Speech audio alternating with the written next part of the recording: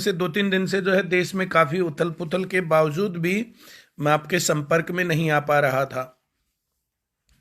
2-3 दिन से मैं जो है यात्राओं पर भी हूँ और राजस्थान में हनुमानगढ़ गंगानगर जिले की अधिकतर आईसीएस की ब्रांचेस पर मैं विजिट करके आया।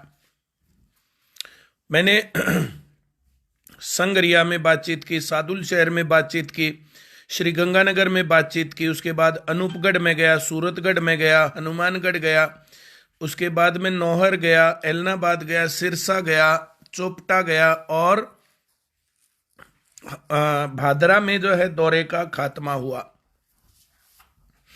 इस दौर में देश में जो है बहुत बड़ी उथल पुथल हुई।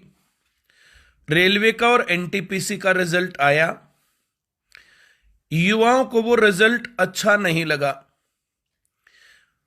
19 में इलेक्शन से पहले रेलवे की वैकेंसी निकाली गई, एनटीपीसी की वैकेंसी निकाली गई, ग्रेजुएशन भी उसमें था, क्राइटेरिया 12th भी और 10th क्लास भी, अलग अलग लेवल की अलग अलग नौकरियां थी। उसमें बच्चों ने फॉर्म भरा, तैयारियां की, अपने घर से बाहर रह के जैसे भी बच्चे जो कर सकते थे। लगातार इंतजार होता रहा, लगातार बातचीत होती रही कि जो पेपर ले लो, पेपर ले लो, पेपर ले लो। पेपर लेने के बाद उसके बाद भी जो है बात बन नहीं पाई, रिजल्ट सही नहीं आया। बहुत सारे टीचर्स ने भी उनको कहा कि आप विरोध करिए। किसी भी टीचर ने ये नहीं कहा, किसी भी टीचर ने, कि आप आग लगा दीजिए, ट्रेन रोक दीजिए या कुछ इस प्रकार का कर दीजिए, किसी टीचर ने कहा नहीं। लेकिन फिर भी टीचरों को दुखी किया जा रहा है, उनके खिलाफ मामले दर्ज किए जा रहे हैं, अरेस्ट किया जा रहा है। बेहद निंदनीय है। मैं निंदा करता हूं इस बात की। हम लोग भी छात्रों को बोलते हैं कि आप संवैधानिक तरीके से विरोध करिए। 2019 में जो है फॉर्म निकलते हैं, 20 चला गया, 21 चला गया, 22 में रिजल्ट आता है और यहां पर फिर से उस प्रकार से जो है वो रिजल्ट नहीं होता जिससे छात्र खुश हो।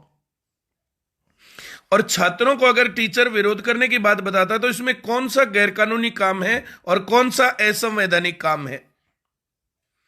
हरियाणा में भी पेपर लीक हुए, कैंसल हुए, हमने भी विरोध किया, छात्रों ने भी विरोध किया। संवैधानिक तरीके से विरोध करते तो इसमें गलत क्या कहां है।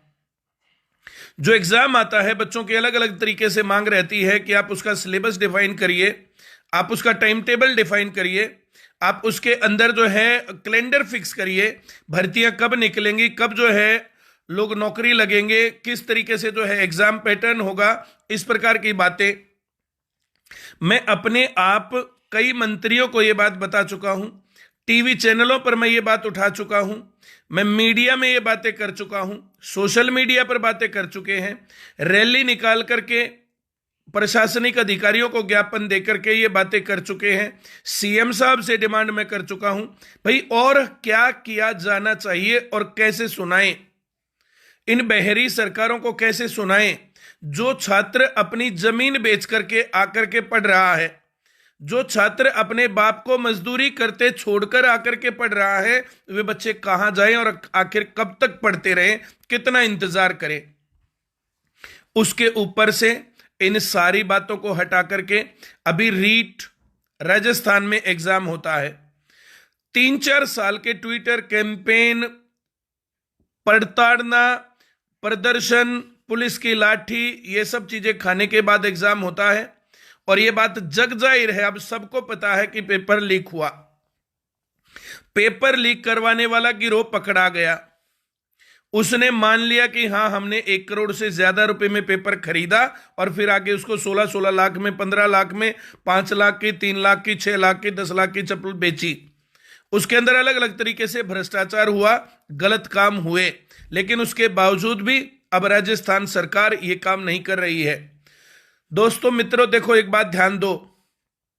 दिल्ली में तथाकथित शिक्षा के ऊपर काम होने वाला काम श्री अरविंद केजरीवाल किस प्रकार से लोकपाल का नाम लेकर के अन्ना हजारे के साथ आंदोलन में खड़े होकर के, एक हमारे बहुत बड़ी कवि भी हैं केजरीवाल जी भी हैं, मनीष सिसोदिया जी भी हैं, जो अब शिक्षा के ऊपर काम हो गया, चिकित्सा के ऊपर काम हो गया। तो पूरी दिल्ली के अंदर जाकर के, जैसे बाहरी दिल्ली है ना, मैं तो वहां कई बार जाता हूं, रोडों का हाल देखो क्या है। अभी इलेक्शन का टाइम है, बहुत सारी जगहों पर बातें चल रही हैं, दिल्ली मॉडल, दिल्ली मॉडल। जैसे देश में गुजरात मॉडल, गुजरात मॉडल, गुजरात में जाके किसने देखा था? पूरे गुजरात में स्कूल बंद हो रहे थे, आज पूरे देश में बंद हो रहे हैं। गुजरात मॉडल प्रधानमंत्री बना करके बिठा दिया। ऐसे ही केजरीवाल दिल्ली मॉडल, दिल्ली मॉडल को आप पंजाब में, यूपी में बिठा दोगे ना, तो एक बार रोडों की हालत जाके देखो जरा। क्या डीएसएसबी में पेपर लीक नहीं हो रहे? क्या दिल्ली सरकार के अंतर्गत आने वाले जहां पर सीट पड़ी है, तो वहां पर क्या जो है अभी भी एडॉक पर और कॉन्ट्रैक्ट पर लोग नहीं है? परमानेंट भर्ती की बात की थी केजरीवाल ने, और करते हुए 7-8 साल हो गए। किस प्रकार से काम हो रहा है? इसके साथ हरियाणा में बीजेपी की गवर्नमेंट है। कितने तरीके से हम लोग बताएं, कभी स्कूल बंद करते हैं, कभी कुछ करते हैं। कितनी बार जाकर के एचएसएससी चेयरमैन को जाकर के बता लिया कि भाई पेपरों में कहां गड़बड़ है, किस तरीके से गड़बड़ हो रही है चारों तरफ। राजस्थान में अब कांग्रेस की गवर्नमेंट है, आप लोग क्या डिफरेंस महसूस करते हो भाई? यूपी में चुनाव सर पर है, यूपी में चुनाव की पूरी तैयारियां चल रही हैं। कोचिंग सेंटर, स्कूल, इंस्टीट्यूशंस सब बंद हैं, रैलियां चल रही हैं, नेताओं के रोड शो चल रहे हैं, सारे कामों में कोई दिक्कत नहीं है। अब वहां पर आप जाकर के बातें करेंगे, तो वहां पर आप जाकर के अब जो है मैं जानना चाहता हूं कि कितनी जगहों पर मुख्य मुद्दा शिक्षा, रोजगार, पेपर लीक ना हो, सही तरीके से जो है लोगों का जो है चयन हो, तो कहां कहां पर यह मुद्दा है? कहीं पर बीजेपी की गवर्नमेंट है, चाहे कांग्रेस की गवर्नमेंट है, चाहे आपकी गवर्नमेंट है, चाहे कोई भी गवर्नमेंट है, हर जगह का हाल मैं ये देख रहा हूं। तो युवाओं, तुम लोगों को ये जागने का समय है भाई, ऐसे बात बनेगी नहीं। हम लोगों को कोई भी वायलेंस नहीं करना है। ये जो ना पूरी दुनिया के बारे में अभी बबीता मैम ने जो पढ़ाया है, फ्रांस कैसे, जर्मनी कैसे, और अब यूएसएसआर के बारे में बातें चल रही हैं। यूट्यूब पर लगातार मैम क्लास ले रही है, वर्ल्ड हिस्ट्री को पढ़ा रही है। वर्ल्ड हिस्ट्री के उन देशों के साथ अपने देश की हालत को जोड़ करके सभी लोगों को रास्ता तय करना चाहिए। किसी भी वायलेंस के मैं खिलाफ हूं, वायलेंस नहीं करना है। आप शांतिपूर्ण तरीके से अपने घरों से निकलिए। सिर्फ ट्विटर पर, सिर्फ यूट्यूब पर, सिर्फ फेसबुक पर बोलने से बात बनने वाली नहीं है। इस वीडियो को ज्यादा से ज्यादा लोगों तक शेयर करना है तुम्हें पहला काम। रीट का मामला राजस्थान में है, अभी करंट इशू है, लोग पकड़े गए हैं, पेपर लीक हुआ है, सरकार भी मान रही है। कुछ लोगों को उसने जो है वो भी कर दिया, टर्मिनेट भी कर दिया, बर्खास्त भी कर दिया। अब कुछ नाम थे, अब मैं जो है ध्यान नहीं है मुझे, मैं बोलूं उनके ऊपर, लेकिन कुछ लोगों को उन्होंने टर्मिनेट और बर्खास्त कर दिया है। लेकिन मसला यह है कि जब पेपर लीक हुआ, लोगों ने खरीदा, उन्होंने गलत तरीके से पेपर किया, तो अब रीट के अंदर सिलेक्शन उन भ्रष्ट आदमियों का होगा, या जो लोग तैयारी कर रहे थे 3-4 साल से, ट्विटर कैंपेन चला रहे थे, जो लोग लगातार पढ़ रहे थे, सिलेक्शन अब उनका होगा। देखो बेटा, देश के नौजवानों और देश के जो भी नौजवानों के माता पिता हैं, सभी लोगों के कंसर्न का इशू है ये। इस बात को आप इतना ना छोटा ना समझें भाई। 5,000 वैकेंसी मान लिया आई, और 5,000 वैकेंसियां गलत आदमियों को मिल गई, तो फिर कैसे काम चलेगा? राजस्थान के पूर्व शिक्षा मंत्री डोटासरा जी थे, उन्होंने इंटरव्यू में किस प्रकार से अपने रिश्तेदारों के गलत नंबर लगवाए। ऐसे अगर वैकेंसियां इन नेताओं के या अफसरों के या पेपर लीक करवाने वाले लोगों को मिलती रहेंगी, तो पढ़ने वाले लोग कहां जाएंगे? बेरोजगारी का ये हाल तो फिर बनेगा ना। तो क्या पूरे देश के नौजवानों को, पेरेंट्स को, माता पिता को, देश की जनता को, जिनके अधिकार छीने जा रहे हैं, जिनके गले में से ये बातें निकाली जा रही हैं, क्या उनको जागने का समय नहीं है? क्या ये आवाज उठाने का समय नहीं है? एक शिक्षक का काम होता है सभी लोगों को सही राय दे, 2-2 की लाइन में बना करके शांतिपूर्ण प्रदर्शन करके हर जगह पर, जब तक ये काम नहीं होगा तब तक ये काम किया जाना चाहिए। और मैं तो राजस्थान के स्टूडेंट से भी आह्वान करता हूं ये बात कि भैया, जैसे हरियाणा में प्रदर्शन किया गया, हरियाणा के विधानसभा में कानून बना, वैसे ही राजस्थान में भी किया जाना चाहिए, और हर जगह पर यह काम होगा। जब जरूरत पड़ेगी तो मैं राजस्थान में भी तुम्हारे सामने आकर के तुम्हारे आगे आगे चलने को तैयार हूं। जिस दिन करना हो मुझे बता देना। सभी शहरों में पहला काम अपने जो है डिस्ट्रिक्ट हेड्स के ऊपर जाकर के एक एक प्रदर्शन करो, छोटा हो चाहे बड़ा हो, जाकर के आवाज उठाओ और लोगों को बताओ कि ये पेपर लीक करके गलत आदमियों को नौकरी लगवा रहे हैं, तो पढ़ने लिखने वाले लोग कहां जाएंगे? और अगर ऐसे ही पेपर लीक करवा करके नौकरियां लगेंगी तो फिर पढ़े लिखे लोग क्या करेंगे? और पढ़ने लिखने की फिर जरूरत क्या रह जाएगी? नो डिटेंशन पॉलिसी ने एजुकेशन का सत्यानाश पीटा। पिछले 10 साल से लगातार पढ़ाई की जो है गुणवत्ता कम हुई, और ये नो डिटेंशन पॉलिसी का आगे जो रहा सा जो काम था ना, वो इस जो है कोरोना नामक महामारी ने जो काम खत्म कर दिया। तो पढ़ने लिखने का कहीं पर भी जो ये स्कोप नहीं बचेगा तो ये देश बर्बाद हो जाएगा। लोगों को अपनी जिंदगी बचानी है, लोगों को अपना गांव समाज देश बचाना है। अगर ये पूरा देश बचाना है, भारत को यहां से आगे बढ़ा करके विश्व गुरु बनाना है, तो इसके लिए पढ़ाई के शैक्षणिक संस्थान, नौकरी लगना, ये सारे काम सही तरीके से करवाने पड़ेंगे, तब बात बनेगी।